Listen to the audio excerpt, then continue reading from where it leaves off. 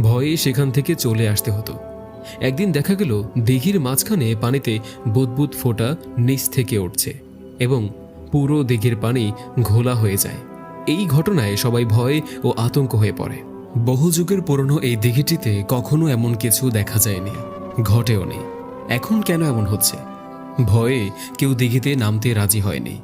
দিঘির মাঝখানে পানির নিচ থেকে বুদবুদ ফোঁটা ওঠা বন্ধ এবং দিঘির ঘোলা পানি সেই আগের মতো স্বাভাবিক পরিষ্কার। সব কিছুই ভালো যাচ্ছিল। সবাই ভেবেছিল সব ঠিক হয়ে গিয়েছে, আর কোনো সমস্যা হবে না। সবাই আগের মতো দিঘিতে গোসল করা শুরু করেছে এবং অন্যরা প্রয়োজনীয় কাজ স্বাভাবিকভাবেই করা শুরু করেছে। কিছুদিন পর একজন বৃদ্ধ লোক গোসল করতে দিঘিতে নামে। ওনার পা ধরে কিসে যেন টানা হিচড়া করে। বৃদ্ধ লোকটি চিল্লাচিল্লি করলে সবাই আসে। উনি সবাইকে বলল ওনার পা কি যেন টানা হিচড়া করছে। উনি অনেক কষ্টে উপরে উঠে আসছে। সেখানে থাকা কেউই বৃদ্ধ লোকটার কথার কোনো মূল্য দিল না। সবাই বলছে, আপনি কাদায় পা ডেবে গিয়ে আটকে গিয়েছিলেন, এছাড়া আর কিছুই না। দিঘিতে এমন কোনো ঘটনাই আজ অব্দি ঘটেনি। বৃদ্ধ লোকটির কথা কেউ দাম দিল না। পরদিন দিঘিতে পড়ে একটি 4 বছরের বাচ্চা মারা যায়। তখনও কেউ কিছুই বুঝতে পারেনি কেন বাচ্চাটি মারা গিয়েছিল। সবাই ভাবল বাচ্চাটা ছোট, সাঁতার জানে না, দিঘির পাড়ে আসছে, পড়ে গিয়ে মারা গিয়েছে। 1 সপ্তাহ পর প্রতিদিনের মতো আজও 5 জন 10 থেকে 12 বছরের ছেলে দিঘিতে নেমে ডুবুডুবি করছে। সারা দিন চলে গেল, কোনো ছেলেই ঘরে আসেনি এখনো। ছেলেগুলোর বাবা মা সবাই সবার কাজ নিয়ে ব্যস্ত ছিল। খোঁজও নেয়নি ছেলেগুলোর, কোথায় রয়েছে তারা। সন্ধ্যা গড়ালো, তাও কেউ ঘরে ফিরছে না। এলাকায় খোঁজ নিল, কেউ বলতে পারবে না ছেলেগুলো কোথায়। এইদিকে রাত যত গড়াচ্ছে, ছেলেগুলোর বাবা মা ততটা চিন্তার মুখে পড়ছে। পাশের ঘরের একটি মেয়ে বলল, দুপুরে ওদেরকে দেখলাম দিঘিতে ডুবোডুবি করছে, তারপর আর কিছুই বলতে পারবে না। দিঘিতে তো থাকার কথা না, কারণ তারা সবাই সাঁতার জানে। আবার মনে মনে ভাবছে, গঞ্জে কোনো চলে গেল নাকি যাত্রা দেখার জন্য। এই যাত্রা দেখার জন্য তাদেরকে কত যে মারছে তাদের বাবা মা, তারপরও যাওয়া বন্ধ করেনি। যেদিন যাত্রা দেখতে যায় সে রাতে আর বাড়ি ফেরে না, ভোরে বাড়ি ফেরে। ছেলেগুলোর বাবা মা ভাবল হয়তো তারা একসাথে গঞ্জে যাত্রা দেখতে গিয়েছে। এমন তো প্রায় সবাই করত, কিন্তু তখন যাওয়ার সময় বাড়ির অন্য ছেলেগুলোকে বলে যেত, কিন্তু আজ বলে যায়নি।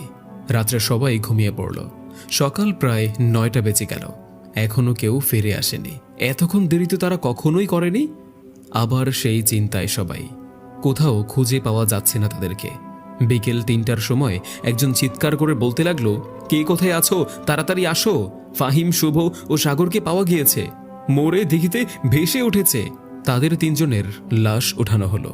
পুরো বাড়িতে চিৎকারের বন্যা বয়ে গেল। এলাকা জুড়ে হাহাকার শুরু হলো, কে কোথায় আছো, দিঘিতে লাশ ভেসে উঠেছে। একজন বলল, কেউ তাদের মেরে পানিতে ফেলে দিয়েছে। কেউ বলছে দিঘিতে নিশ্চয়ই কিছু রয়েছে, তারাই হয়তো ছেলেগুলোকে মেরে ফেলেছে। কিন্তু তারা তো 5 জন ছিল, জুরা ও হৃদয় কোথায়? এটা নিয়ে নানান জন নানান রকম কথাবার্তা বলাবলি শুরু করেছে।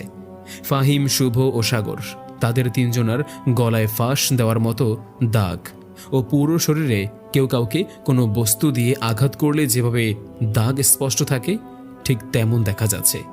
এখন সবাই ভাবছে নিশ্চয়ই দিঘিতে কোনো একটা জীব রয়েছে, সেই এইভাবে মেরে ফাহিম, শুভ ও সাগরকে রেখেছে। জুরা ও হৃদয়কে মনে হয় খেয়েই ফেলেছে।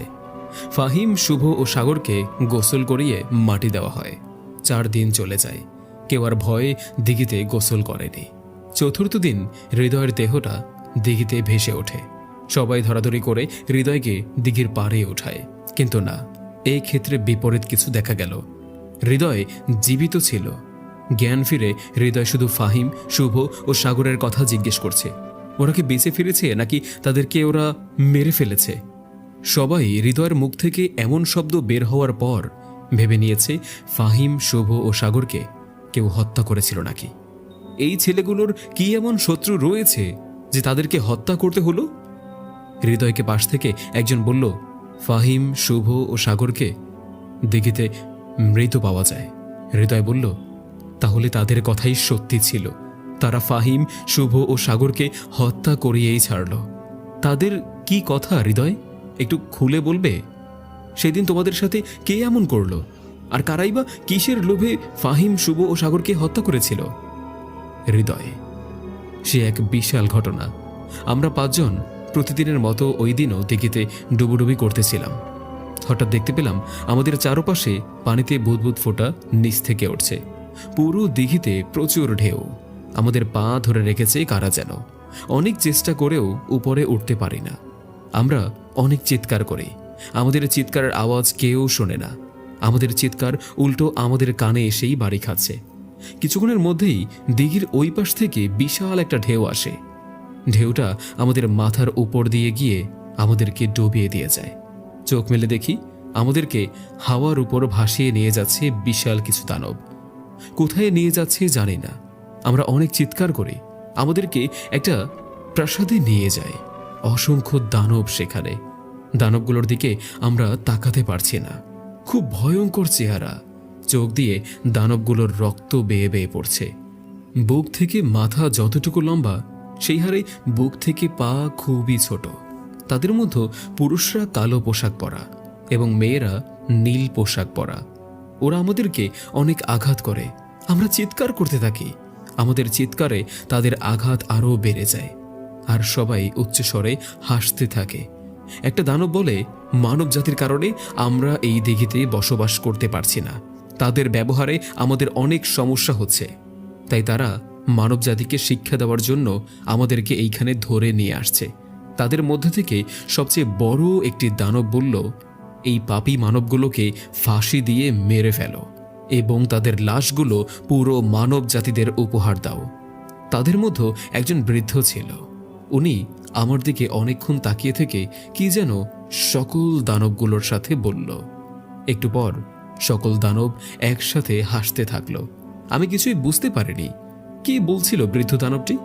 আমাকে সেই বৃদ্ধ দানবটা একটি ঘরে বন্দি করে রাখে, কিন্তু কেন আমাকে আলাদা ঘরে বন্দি করে রাখা হয় আমি কিছুই বলতে পারি না। আমি কিছুই জিজ্ঞেস করার সাহস পাইনি। আমি গত 4 দিন প্রতিটা মুহূর্ত কান্না করি। 4 দিন পর বৃদ্ধ দানবটি আমাকে কিছু একটা পরে ফু দিয়েছিল। আমি অজ্ঞান হয়ে পড়ে যাই।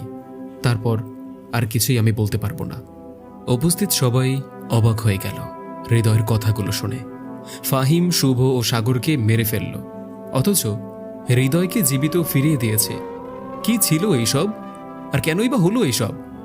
আচ্ছা, তোমরা সবাই ফিরে আসলে, তাহলে জুরা কোথায়? হৃদয়, জুরাকে কি ওই দিন পুকুরে পাওয়া যায়নি? না, জুরা তো আজও আসেনি।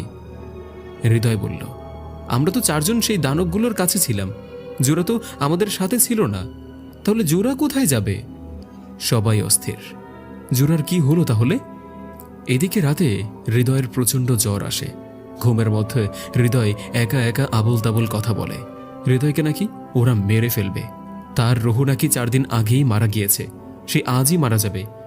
কি সব অজান্তা কথাবার্তা। হৃদয় ঘুমের মাঝে